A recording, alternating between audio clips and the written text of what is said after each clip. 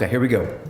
This is Silicon Reel, the video podcast dedicated to the people of the London technology startup scene. I am Brian Rose. I also host London Reel, which is a similar trialogue format with three people. We've had guests like Bruce Perry from the BBC series Tribe. We've had Tim Ferriss, the 4-hour workweek guy here. We've had futurist Jason Silva, all sorts of different people here. But this is Silicon Reel. My co-host today is entrepreneur Colin Pyle, who comes to London via Toronto, sometimes on long motorcycle tours via China and India, getting Guinness Book World Records, you name it. Colin, thanks for being here. You're looking good today. Thank you. Cleanly shaven as of November 1st. Yeah. So I'm rocking the Movember this month. It's a brave move. And I have to raise some cash, so okay. Come to Twitter and how do we do that? Sponsor me. Yeah, I'll put the link up. I'll tweet the link up, or I'll put the link in my personal Twitter at PyleC. Okay. And then, right now, a lot of people are like, well, we want to see something before we donate. So that's fair enough. Okay. So fair enough. Give me a week. Okay, cool. And I always introduce you as an entrepreneur, but we don't even know what you're doing. So what is going on with you these days before I get to our guest? Yeah, just quick. One of the things, lingos.co. So lingos.co is a language website, social network for language learners and teachers. So just launched that kind of six weeks ago. Yeah, great. So really site. excited. So yeah, check it out. Let me know what you think. And then doing a bunch of other stuff, coffee and all sorts of stuff, producing another TV show in the new year. So awesome. Without me in it, which should be good because I'm done being in front of the camera. You don't like that, huh? No. Yeah, I love your ride in China, so people should check that out as well. Yeah, cool. So awesome, very cool. Our guest today is Mr. Fernando. Tell me if I'm going to pronounce this right. Is it Ripolles? Yes, that's right. You like that accent? Yeah, very that's good. Pretty good. Yeah. I can tell you come from San Diego. Yeah, I mean, I was always very serious about my accents. I did learn Spanish when I was in San Diego, and I always tried to get my accents kind of right. So you speak Spanish? Pretty good. It's Mexican Spanish, not Spanish. I was going to say slightly Mexican twang there, but still pretty good. Very impressive. Very impressive. I'm proud of my Mexican roots. Usually it's Ripolles, so Ripolles is actually very good. It's getting there, right? You are the CEO and co-founder of HighAlife.com, which is a place to recall and organize personal life stories privately or together with friends and family. That's right. You moved to London, I thought 20 years ago, but 17 years ago. You joined an early stage Bloomberg at the time, where you learned sales and marketing. Then you went on to UBS and then Nomura. And then you quit the whole city lifestyle. That's right. This sounds familiar. 2.5 years ago. I was almost 3 years ago. You were 2.5 years ago. Yeah. And you started HighAlife.com. You were a Wayra Accelerator project? That's right, yeah. Okay. Wayra here in London. Yeah. Okay, here in London. Welcome to Silicon Reel. Thank you. Thanks very much. I read your story and it looks like my story, so I get really fascinated when guys like you come here, because this is kind of a startup. I'm not crazy. Yeah, I know. Maybe I'm crazy. But I just want to know, before we get into your new business, what's the biggest difference between running a startup and working in banking? Oh, where do I start? I guess, one of the things I realize is how, you in the corporate world, you tend to just do your work in a way with your eyes closed. You're not alive really. It's every day is the routine, is the sort of castration of initiatives, or anything that is new. You worked in banking, everything is super specialized. Yeah. So, we were just commenting earlier offline, whether you knew X or you knew Y, you are on the credit derivatives desk, right? And that's all you do, and that's what you specialize in, and you are the expert for that particular area, and potentially even for a particular region, right? Or a particular group of clients, right? And that's all you do. And you could do that for like 12 years, right? And you go into a meeting and you give your snippet as an expert, and that's it. And you go back to your desk and you do exactly the same thing. I was, I'm doing this more, it was an exciting side of banking, because it had, I was involved with electronic trading for equities. So you had a little bit of a sort of the evolution of technology, the trading side of it, the strategic side of starting something new when nobody was trading electronically. But, I was doing that, I guess, for too long, and it just became boring. And what you see here is I'm actually taking decisions, every day that can make a difference, for good or for bad. and probably are things that I'm not necessarily an expert, and I just need to just go for your gut feeling, and it's exciting, it's scary also. So you just need to sort of load that rucksack and responsibility every day and just get on with it and try to make a difference. It's very, very different, obviously. We've had companies like TransferWise in here and other ones that are trying to challenge the banks, and we talk about the innovator's dilemma. Yeah. And by being in a banking company, I worked at ICAP, you worked in the banks, it's almost like the innovator gets crushed there. It's like no one wants to hear your new ideas. It's like, look, we're making great money, let's keep making great money. Any kind of a new idea, there's no real place for it in that banking structure. I think they try to make it seem like they embrace good ideas, right? And obviously they're telling you, yeah, of course, if you've got ideas, come to me and, we'll make it happen and, let's think outside of the box and blah, blah. But at the end of the day, it's actually not true.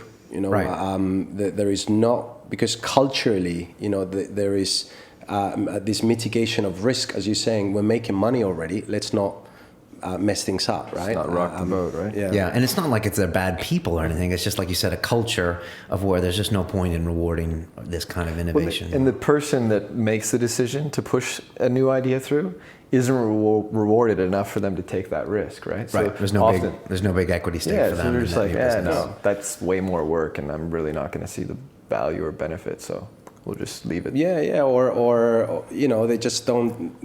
They don't see the benefits of changing something that works, and at the end of the day, there's so many layers of management with or without budget. That it's just a grind and difficult to implement. So many times you just do like micro innovations, in your daily work, but obviously you're not really going to make a difference. In general. Okay, that's very well said. It sounds like ex-Bankers Anonymous. Yeah, exactly. My name's Colin Pyle, and I'm an ex-banker. Yeah. And no one has any sympathy for us bankers, so they're like, yeah, whatever. But I have no bitterness. It's you understand the attractiveness of that security, and they pay you well, but I guess unless there's a few that get paid really, really well, and there's another, there's a big mass of people that they're just grabbed by the, I was going to say by the balls. It's okay, you're allowed to say that here. Yeah, I can say, you just sort of, it's just enough for you to sort of stay another year and another year and another year. Yeah, so the cash flow is just enough to keep your all of your kids in private school, to keep your house payments, to keep your car payments.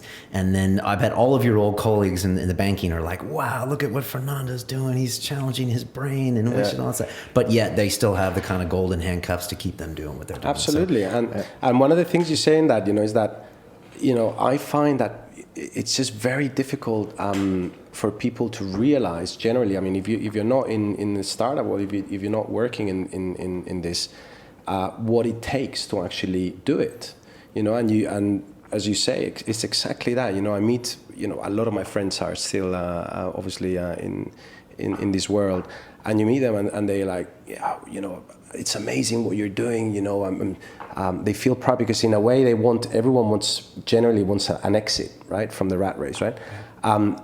But they don't realize how actually difficult it is. The other day, a friend of mine was like, yeah,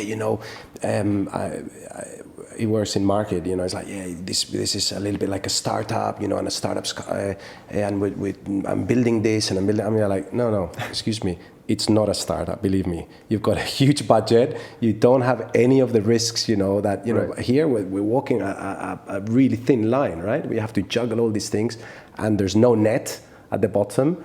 And it's the first time you've walked that line, right? Or potentially, at least in my case, right? Yeah, it's another thing that comes up on this show is that tech startup is considered very glamorous, and especially like the city people are like, oh wow, but then you're like, it's a daily grind, and your budgets are low, and the stakes are high, and we don't have office space, we don't have budget, we don't have this. So anyways, I want to hear more about your business. So let's talk about highlife.com. We always ask guys some standard questions when they're here. So I just want to know, what have you done? What are your plans for this company? And why do you think you guys will win in the space that you've chosen?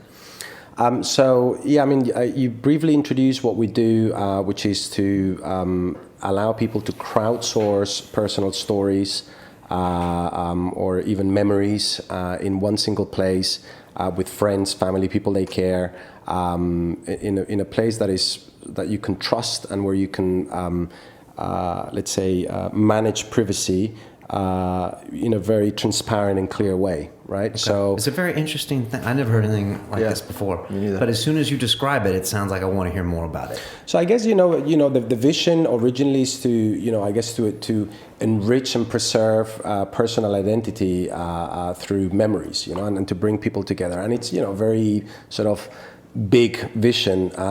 But when we bring this down to earth, I guess going to the origins of the idea, when I was thinking of a trip I did with a friend from school many years ago, and it was just a random memory that came to my head one day as I was going out of the shower, and I was thinking, this is a beautiful trip, full of like really funny anecdotes that we did to Portugal, borrowed my mom's car, God knows why she allowed me to get her new car, and I was like 18, and we spent all the money the first week, and I had lots of crazy adventures.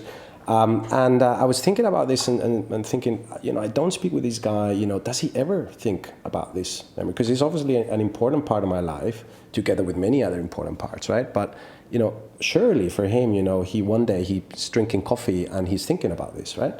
And how cool would it be to actually send him that memory and say, hey, look, do you remember this? And for him to pick it up and go, oh, wow, of course I do. That's brilliant. And what about this anecdote in that trip? And what about that anecdote? And sort of build the story together, right? And be able to, I've got precious stories, with my mum and my side of the family, my mum's side being Spanish is, massive family with really funny stories. And to be able to share those stories with them, right? And then I've got stuff with my wife, and then I've got stuff, with my kids. And to be able to visualize all that, in the same way as I do when I sit down for dinner with my mates and we remember stuff, or we speak about, funny things. Inevitably we speak about these things all the time, right? But where do you put those stories? The actual story, right? I mean, I'm not talking about, some photographs in Flickr, right, or, you show off in Facebook about maybe have your kids or whatever, right? I'm talking about the actual stories behind that, right? Okay. We thought that at the time we wanted a place where all of these things could coexist and have its own idiosyncrasies, because what we're trying to do is connect content. That's what connects us as people, right? Content, really. I guess in Facebook you collect friends, and in LinkedIn you collect connections. But it's the content that really brings us together, right? We have stories. We have stories in common, right? Mm-hmm. Now, if we've got a lot of stories in common, we're going to be really, really sort of intimately connected. If we've got one story, and over time, I met Colin, we've gone out for a beer, and then tomorrow we go out again, and then in 1 year, we shared a lot of experiences, and that connection is what brings us together. Right. So what we're trying to do is provide a place where you can, let's say, build on that content, where content is the protagonist, right? And build it from the bottom up, making sure that we respect content and the stories as they should. As opposed to respecting the friends or the status updates. Well, I guess you're taking a little bit of a dig here at some of our. Well, yeah, I guess some $1 billion companies. Yeah, no, it's not. No. It's. I guess that rather than a dig, I'm trying to explain our difference. Right. I'm not having a dig, the incumbent guys, they're great, Facebook it's a source of content for us, and Instagram and potentially even Twitter and Flickr and all these guys, right?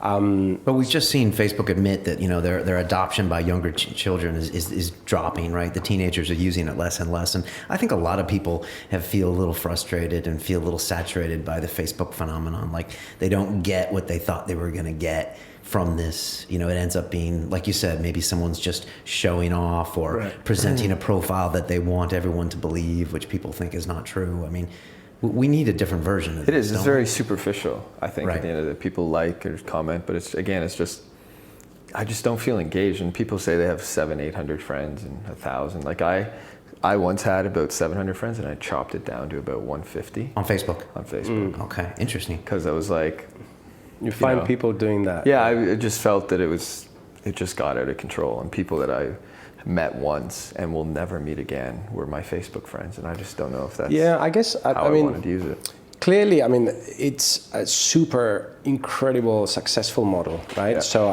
it would be stupid of me to say like, look, that's not valid, right? Because obviously it's an amazing thing that, you know, it's changed the face of the web. But all I'm saying is there's also a need for a different approach. And I'm not saying I'm, you know, necessarily, you know, going to compete or an alternative to Facebook. But, you know, there is space for other things apart from Facebook in the web. You know, because Facebook Touch, they have so many touch points. You know, there's so many startups out there that in a way you could argue that, you know, Facebook is a competitor, right? And, you know, I mean, the way I see Facebook is just a communication layer in the web. You know, it's the telephone line of this era, right? Like the kids, obviously now you're saying that they're not so involved anymore, but generally, like before, they used to like pick up the phone and speak with friends. Now they just, you know, they communicate via Facebook. But, you know, what we're saying is something different. So my positioning, or the position of High Alive, is we are actually a different thing, you know. What would a typical memory be? What would it look like on High Alive? Would it be a photo, a movie, a text? I mean, like, if you can give us like a 1 minute example. It's any combination of what you just said, right? So it's any combination of text, photo, video, location, tags. It always has an owner, and the owner always controls where it goes. Who can potentially see that, whether it's private or whether it's you share it privately with a couple of guys, or whether you want to make it public for everyone to see. That's a big thing for you guys, privacy. Yes. I mean, in your description, you put that right up in the front. I guess control of privacy, okay. Right? Because, you know, you could use High Alive and have lots of public memories, but at least you choose. That's your choice. So, you know, we want you to be able to control that really, really easily. And also, super important is that you own your content, right? So the stress here is that if you're going to trust High Alive, or you're going to put some personal stuff, you don't want brands to actually, let's say, segment and mine and service ads with your content, right? You want to keep that, let's say, private in that sense, right? In the sense of ownership. Understood. But if I created a Google circle, for example, with people that I went to a whatever football game with, and then invited them, is that kind of the concept? In terms of the sharing, yes, right. but okay. Still, I guess Google are still accessing the posts. Right. So you grant access to, as a product, you know, okay. Colin being a product, you know, you give access, you know, by signing their T's and C's to potentially, you know, segment or mine your content, whereas we don't, right? We just have a license to show your content in different formats according to your instructions. But the rights to your content are yours, right? And there's some interesting things that we're exploring also, which we can enter later on if you want, on how we bring brands with a different angle, you know, let's say a not intrusive angle. Okay, right? Understood. You know, we always like to have a section here where we talk a little bit real and ask some devil's advocate questions. So yes. I'm going to hit you with an obvious question. How do you compete with someone like a Facebook or a Google Plus? You know, I love your concept, and it looks like it might be something that one day might be acquired by Facebook as like a separate private area. But how do you go after such a giant? You know, when you're coming from a startup standpoint? Yeah, well, first of all, I don't consider that we're actually necessarily going for them. Right?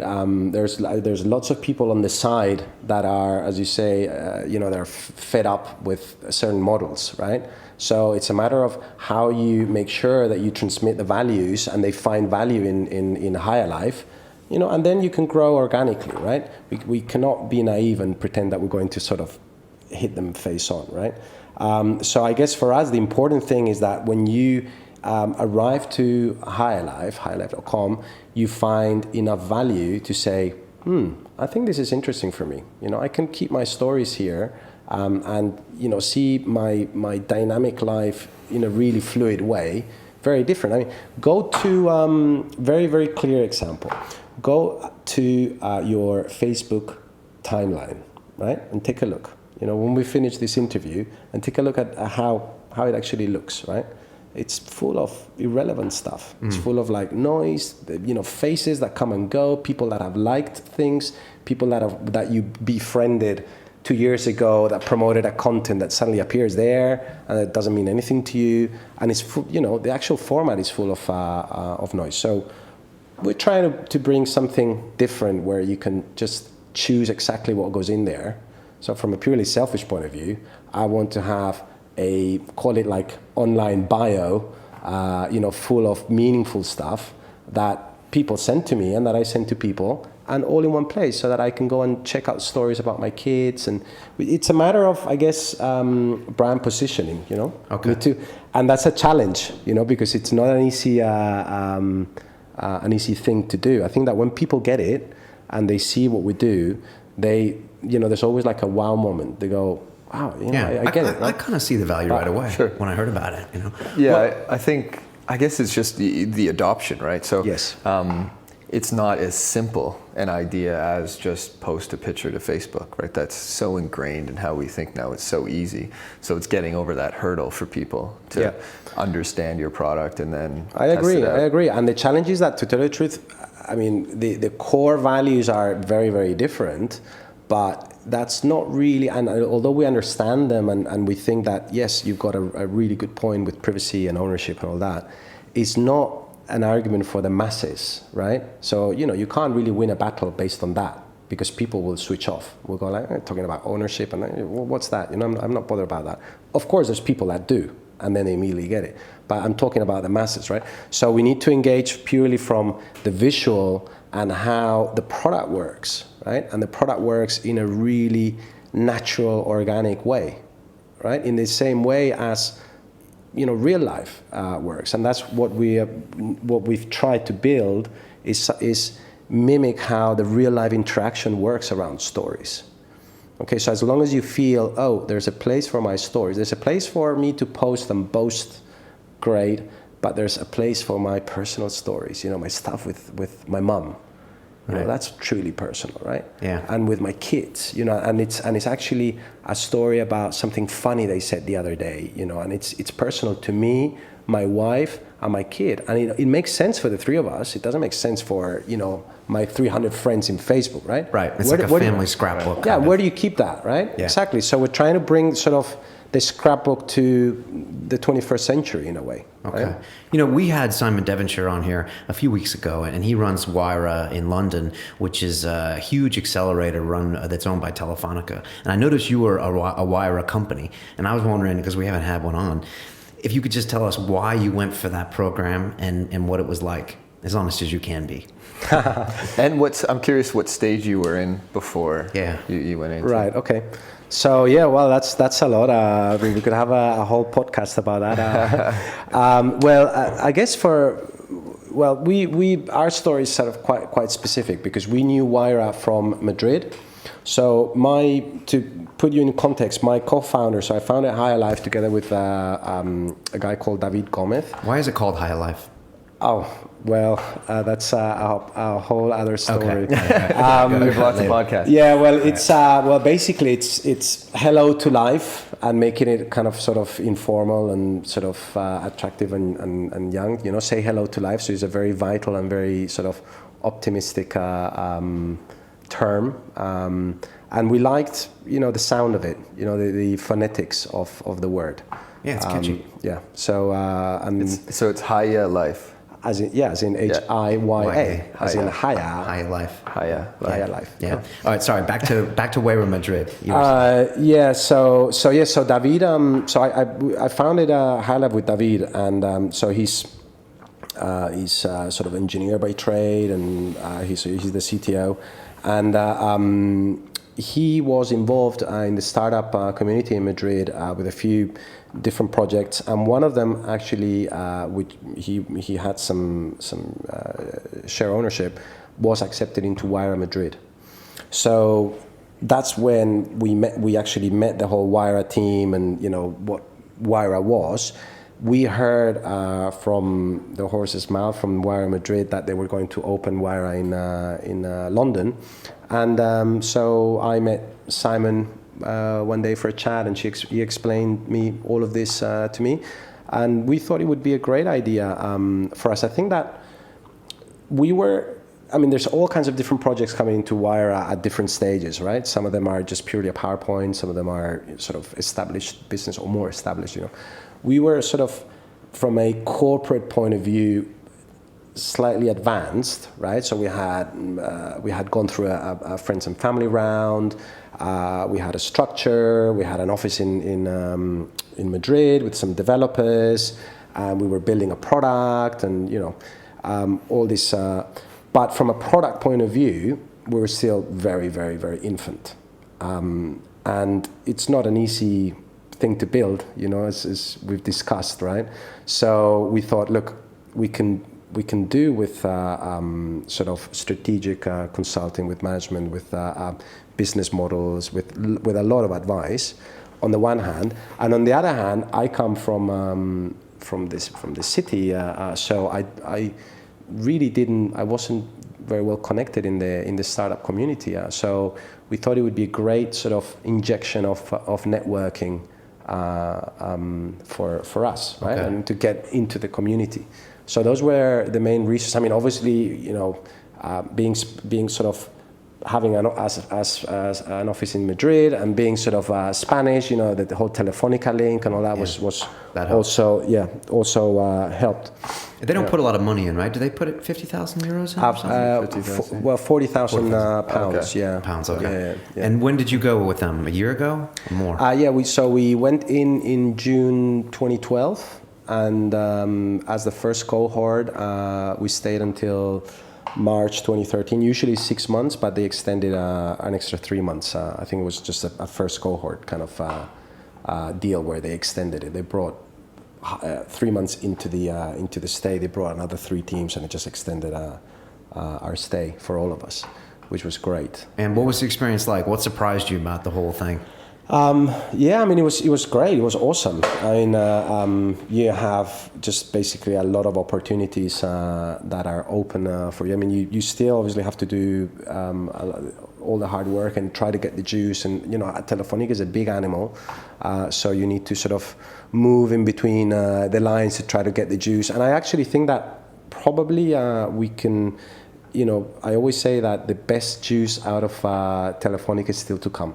So Simon, if you're listening to me, I'll still get a lot of juice out of you guys, hopefully. Juice. Now, now explain the term juice. I like it. Well, I guess juice is a generalization to say, hopefully, whether it's PR or contacts or technology or, just generally help. At the end of the day, they're shareholders. Right, they're shareholders of yours. The relationship continues. Yeah, exactly. Yeah. So they are with us for the long journey.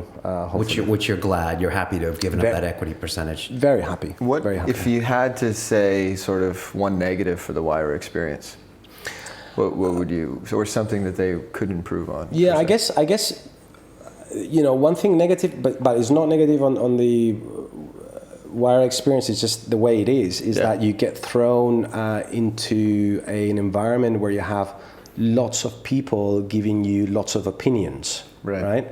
And it can be a little bit daunting, because it makes you think a lot and doubt yourself. And let's say you have somehow slight identity crisis, mini identity crisis. If you got someone coming to you, Brian, every day and saying, I think you're tall, I think you're small, I think you're fat, I think you're this, I think you're that, right? That's true. So, after a couple of months of that, you think, who the F I am, right? So it really scrambles your head. Yeah, exactly. So am I this or am I that, or should I be actually approaching things differently?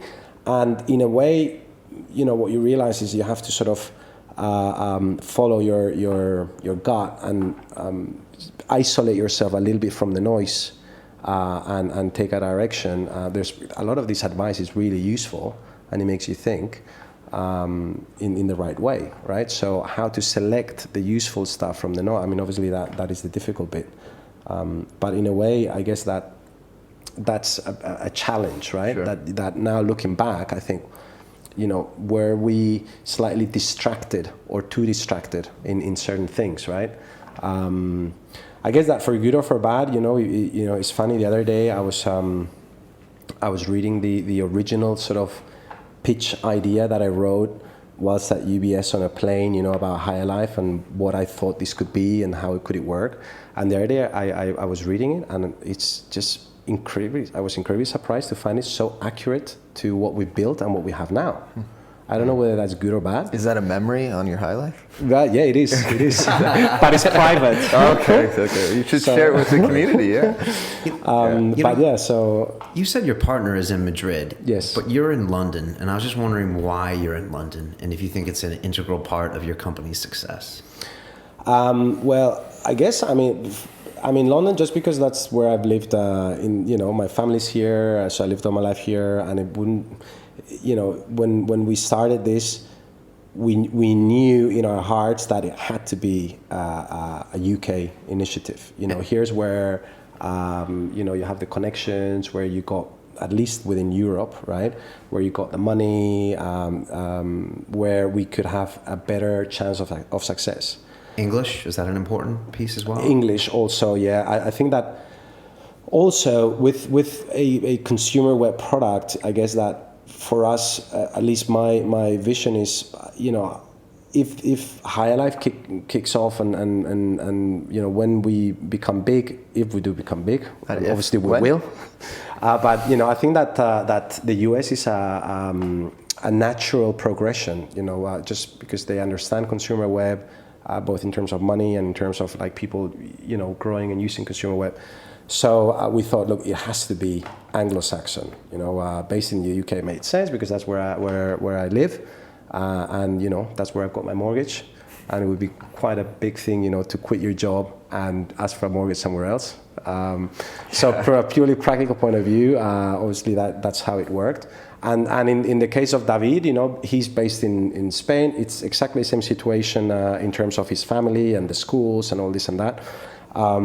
So we thought, well, actually, it could work because value for money for the same quality of developer, is probably like a third less expensive in Spain. I think you probably read the papers in the last couple of years. Youth unemployment really high. Yeah, exactly. So we can find good guys, at competitive rates, and sort of have our development cost center there, which makes sense. Also, obviously, David being the CDO and the engineer, he could manage that process from there, and we could manage sort of this sales and marketing from here. It's a nice angle. I hadn't thought about that. So that's that is true. I mean, it is challenging to be apart.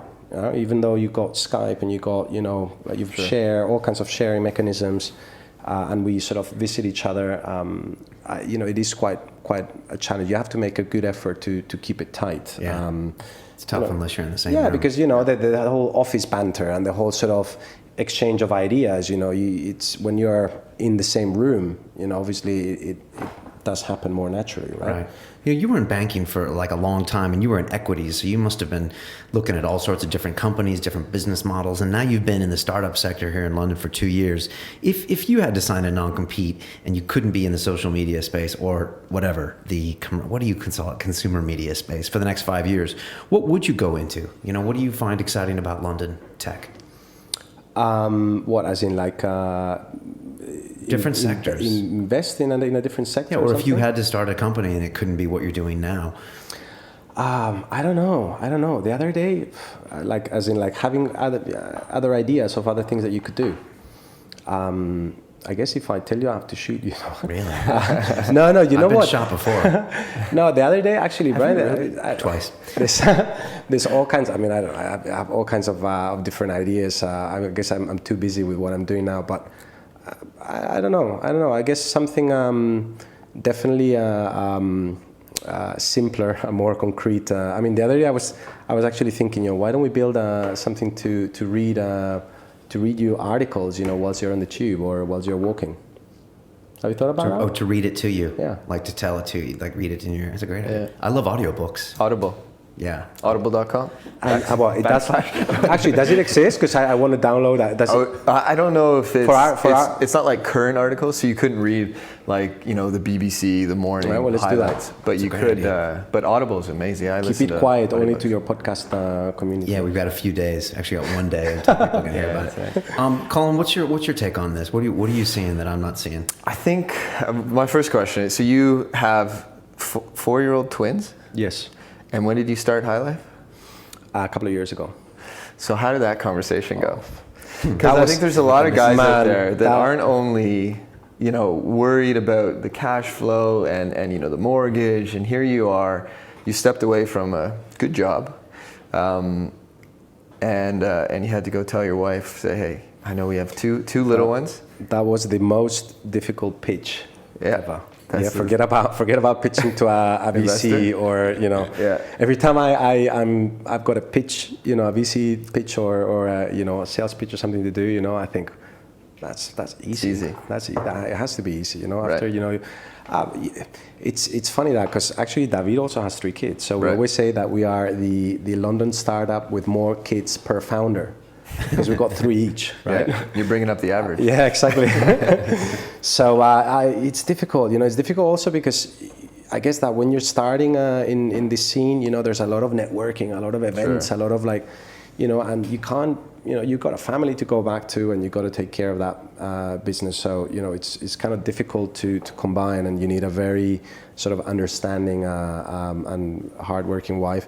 And from a financial point of view, obviously, is difficult, because you're sort of scratching from your savings, and you see sort of, when you actually start, it's the end game is sort of very far away, right? And you're like, yeah, I can last.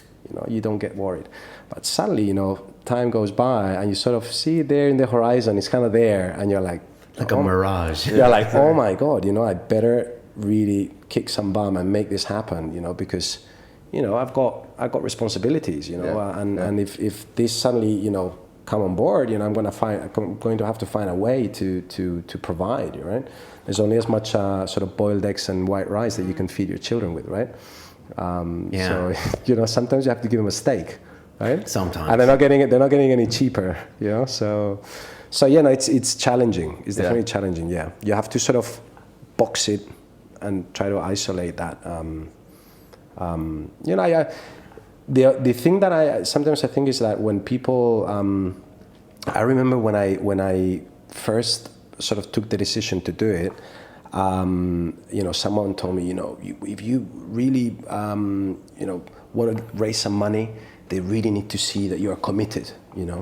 You're committed to the project, and that if you need to remortgage your house, you will do it, and that if you need to sell, your watch, you will do it, and if you need to, and I sometimes I think, nobody's going to come with that kind of speech to me in the sense that, look, you can't get more commitment. Sure. If someone tells me, are you committed? I say, well, I think just look at, the background and. Right. Do you ever think about going back to banking? Oh, that would be horrible. But look, you're corrupted now. It's like fine wine. You can't go work in the box anymore. I don't know if I could last. I don't know. I don't know if I could. I mean, to tell you, look, listen. I've got 3 kids actually. So after the twins, I had a little blissful accident. He's an amazing little boy. And you got 3 kids. You have to provide. If you have to do it, you'll do it, right? Yeah. But look, you probably try to look for something different. Maybe use the skills that I've learned here and sort of somehow combine them to find. Not necessarily go back to investment banking, because that would be a killer. Yeah, it would be a creative killer. I mean, it's funny because you think about the income you used to have and how that can pretty much solve all your financial problems in the short term, but then you realize what kind of a headspace you were in to leave, and you just would be so stifled, especially after you've had a little bit of room to flap your wings, I know. And try some new things. So. I know. It would have to be something very, very specific and extremely well paid. Otherwise, which it's difficult because things have moved on, and I guess also you've been 2 years out. I don't know. I mean, I really haven't thought about it. I mean, probably I should, right? No, it's a good answer right there if you haven't thought about it. So. Yeah. No, I guess I should. You still receive calls from headhunters and stuff like that. I don't. Yeah, you have to. Well, I guess they you have watch to, the show. Well, you have to nurture it. You have to nurture too it. far gone. I'm just Too far gone. After the ayahuasca. After the DMT episode, they were like, we're not deleting his number. Yeah, they don't call me anymore. For High Life, I mean, what do you see for like the next 2 years and the next 5 years? Like, where do you guys want to be? Is it like a certain kind of head count? Is it a partnership with another company where you can provide X and Y? Is it an exit scenario? I mean, what? Well, I mean, currently we're sort of at a very, very crucial stage. So we just released an app a couple of weeks ago, which is live in the App Store. We've been running the website in its current format for like 3 months. So we're sort of gathering data of usage and we basically need some cash, and we're going out, meeting some people, to get hopefully some money to really expand, right? To expand the team, get the product to where there's still a lot of things that we need to get right, and properly explore our sort of monetization strategy, and hopefully to spend actually some money in marketing. Right, as opposed to free marketing and trying to get, which is always a bit of a grind, which we also try, right? But actually get some professionals involved on the marketing side. So yeah, hopefully we'll get there. We'll get the cash that we need, and we'll inject that back into the product, into the growth. So we see that there's. I mean, we want to grow, obviously, like for this kind of product organically. So, make sure that people see the value and are actually sending memories to each other and growing that content. But also through brands where, we feel that we got something quite interesting. Because we've been speaking with a lot of big and small brands, and they see how they can actually surface their digital archive in a really nice, fluid way. And it's all about content marketing nowadays, right? Like bringing the personal story. That's what really engages, right? So yeah. they don't say buy the Volkswagen Golf because it's 0 to 60 in 6.2 seconds, and they say. My wife was pregnant and was going to give birth, and I had a Volkswagen Golf, so I wasn't worried about arriving to the hospital in time. Yeah, you're or something like that, yeah, right? Yeah. There's a personal story. Yeah, they always bring that, right? So we think that we combine in a very natural way personal stories, or your personal stories, with brand stories, and allow you to consume the brand stories and pick them up and bring them into your life. And then contribute with your personal stories to a brand corporate journey. So a brand can very easily crowdsource their story with memories of Brian and Colin and Fernando and this and that, and bring them all into life. And people see those stories as the best kudos ever. When there's something emotional going on with the brand, right? Yeah. So that's what we're trying to sort of. Are brands afraid of, if you open it up, it's hard to control the good and the bad, and inevitably someone might put up a bad story. Yeah, absolutely, right? Absolutely. And well, there's two elements there. I mean, that's a question that we've. So the way we tackle that is twofold. One is, first of all, brands can curate exactly what goes in. Sure, so obviously, potentially they could censor or not promote the bad stuff into the public eye.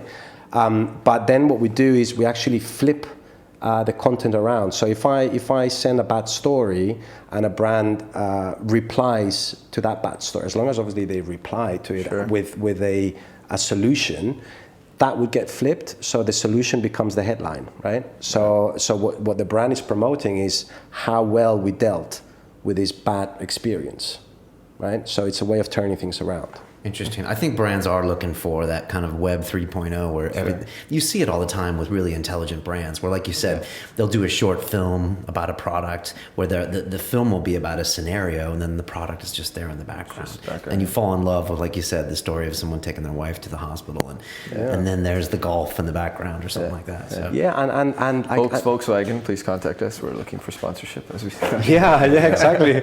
But yeah, and also like the history, you know, behind, you know, brands are like increasingly trying to be proud of their history, you know, and the fact, you know, the other day, I mean, even like McDonald's is having an ad about some guy eating the 1935 burger, you know, and having a flashback of how things were in McDonald's, you know, bringing the past, you know, we are a proud brand and we had a history, you know, with our consumers, you know, and you have to feel proud and identified with that, right? So I think that whole element of being part of that journey and surfacing the history in a really sort of on your eyes, I think that's quite interesting for brands, you know. How about sporting events? I'd be like, it just sounds perfect for me for a football team or whatever to have, you know, a curated timeline of that game. Yeah. And people could like just crowdsource it. That's exactly. I mean, cool. and funnily enough, Man City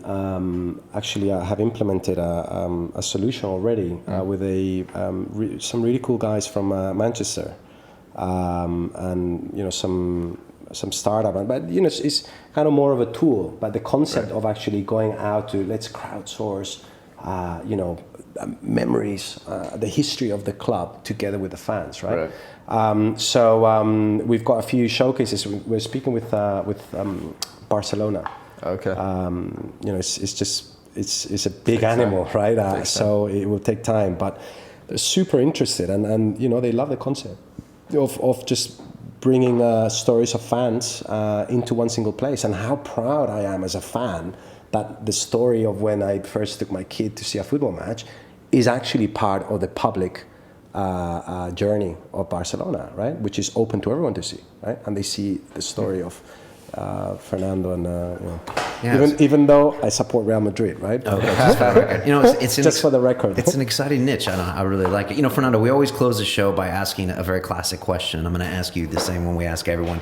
If you could make a phone call to the 20-year-old Fernando Ripolles and give that young man a bit of advice, what would you tell him?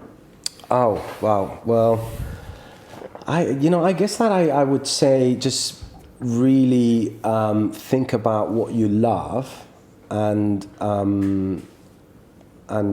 just go for it. You know, don't. You know, I always think. You know, I love cinema, right? And I love cameras and technical equipment and photography. And I would have loved to be a film director. That's, for me, that's a perfect job. You know, it has a creative side of it. You know, you have the scripting, the managing, the technical side, the money side, the story side. You know, all that I find it fascinating. And you know, I probably would have said, look, do you like cinema? Yes, go for it. Just, you know, go and study cinema and just follow that dream. You know, and I guess that you're so engrinded by you know, I guess the culture, you know, that you need to get a good job and earn money, right? And when you're growing up, and you're like, unless you got a vocation, like I want to be a doctor or I want to be, you know, but otherwise, you know, you're like, you know, I just need to sort of get good degrees, get a good, you know, go to uni, get a good education, find a job, and get paid lots of money, right? And that's sort of what is sort of embedded in your head, as opposed to what is it that I like? Right? And if you like something, then actually apply yourself, study that, and just go for it, right? So good advice. On that same note, to the 20-year-old listening who wants to, you know, do what you're doing with your life right now, what would you tell them to do? Would you advise them to go into banking? Something Colin and I always talk about, you know, or do you think that's a big mistake? Grumpy old man. Well, you know what? If they, I would advise them to go into banking if they actually really love, you know, the whole banking thing, right? But if they love it, so I've got like my godson, he's an economist by trade, and he just loves it. He loves, he meets with his mates and discusses, macroeconomics and, stuff like that. And, That's hardcore. I know. So, but he loves it. So he's working long hours in some hedge fund. And, good for him. If you really love it, then great, but if you're doing it for the money, that's a dangerous, dangerous. I mean, I have no bitterness about it. It's put me in this situation, so I'm very happy about it. But then think twice. If you're just doing it just because you think it's a good, well-paid job and you want the money, then think twice about, if you could find something that you like and make money, that's the ticket, right? So, target that, right? I think Colin and I are thinking these days that it is a great place for a young man to kind of learn what it's like to be in a corporation, what it's like to have a boss, what it's like to do things you don't want to do. Yeah. And because a lot of times if you go from university to startup, you don't get a lot of these things. That's true. That's true. And also it sets you up hopefully with a little bit of bucks so you can get your life started, right? And so I think that's important also to sort of take off a little bit, Yeah, definitely. Because otherwise, you end up living at your parents, when you're still 30 or 35, right? And that's tough. That's a tough rap. Yeah. Fernando, how do people get a hold? I mean, if they go to highlife.com, what's the easiest thing should they do? They go up, set up an account. I mean, what's the easiest way for them to get started with you guys? Yeah. So just go to highlife.com and register. You'll see that obviously we are working on the initial journey to make it guide you more through it. So now at the beginning, as in its current state, you'll see a little bit empty, but you can go to discover and see what other people are doing with memories and with content, and basically just hit the new memo and create any, just think about, let's say, your killer story, your party killer story, just put it in there. Or there's something called gather moments. So you just bring all your albums really, really quickly from Facebook, in this case. So you bring them together in our format, in our sort of memory or story format. So we're working on a lot of stuff also with blogs. We think it could be a really good way to surface blogs. So we're working on how to do that easily with WordPress. But the other way to start is through the app. Yeah. So just download the app if you've got an iPhone. And if you don't, I'm sorry, but we're looking to get some money to the Android too. We have to start somewhere, right? That's good. And you just download the app and start getting some of the photos and some of the stories that you got on your phone in there and take it from there. I mean, obviously both speak to each other, app and web. So hopefully you start building. Best thing is to also start sharing some of this stuff privately with friends, family, and get them to participate, because that's the fun. The fun bit is to actually wake up in the morning and find out, a friend has sent you, that story that really gives you a big smile in the morning, right? Or your wife is creating something, about the kids, and stuff like that. So the best thing is to actually send each other stories. No, it's an exciting space. I wish you lots of luck with this. I'm a little tired of this, two-dimensional social media space where it's just look at my picture, look what I did. It's I don't know, it's not very inspiring. So this is really cool. I think the medium-term corporate angle is even more exciting. So, yeah, really cool. So that's very cool. Thanks so much. Twitter, how do people find you? At Higher Life. Okay. So at Higher Life and Facebook also. So we have a page there, Higher Life in Facebook. And again, when you create a memory, you can actually share it, share the URL. If it's public, you can share it in Twitter or even in Facebook. So you can actually share the story in the Higher Life format if you want. Or even sign up, now in my signature, in my emails, I just see my public life story here. Nice. And it just clicks, so you can just go and check out, all my stories. Even like my dad, he's like 77, and he calls me from Spain. What are your kids up to? What's good? Can you update me? I just say, just go highlife.com/u/repo, RIPO, which is my address. So highlife.com/u/RIPO, and then you'll see my public stories. All about obviously only not the private stuff, not the naughty stuff. No. But you can see all the stories about the kids. So you're raising funds. You're pitched to investors. Do you just give them a Higher Life link? Yeah, exactly. And I send them a memo of our meeting. There we go. Cool. Yeah. Silicon Real business, anything going on, Colin, that I forgot, or Yeah, no, all good. Again, we're some people have reached out because we're looking for some help. So keep on reaching out, and we got a Pinterest page now, which is really cool. Yep. And that's just from people helping out, just paying it forward. We're just trying to do a good thing here, tell great stories, and the more people can help us out, the better it is. So good stuff. Actually, Yeah. so what I was thinking? That for the Movember campaign, you should use Higher Life, so we can see the evolution of your dodgy every day of your dodgy mustache. There we go. Yeah. Done. So you could have a pic, a timeline of the evolution of your dodgy mustache, and you can call the account, whatever the name you give to your tash. I'll make it public, and then Colin's Tash. Now that's a pitch. Stash. The man's always pitching. I like Not that. bad. All right, you when should you're do raising this. money, you're in the pitch. You should do that, moment. definitely. I will do it. All right, cool. We're on Twitter at Silicon Real. We're really responsive. We would love to hear your ideas for guests. We just want to get everybody from the whole community, VCs, guys that are starting up, accelerators, the whole nine. So give us a shout on at Silicon Real. If you're listening to us on iTunes, come check us out on YouTube channel Silicon Real. And it's all good. As we say, it's about the people. Fernando, pleasure having you on. Thanks for coming by. Thank you, guys. Thank you for the opportunity. It's great to have a chat with you guys. Awesome, great. man. All right, all the best, guys. Take care. Silicon Valley, we'll meet with VCs, with corporates, with other startups, and usually at that point, like our startup that has been in the program for about 6 months, kind of gets what they need to be doing, kind of understands what they need to do, and then they can really take full advantage of the US trip. Post-US trip, they tend to kind of already grow into the maturity stage, at which point they either continue coming to the sessions that they want to come to,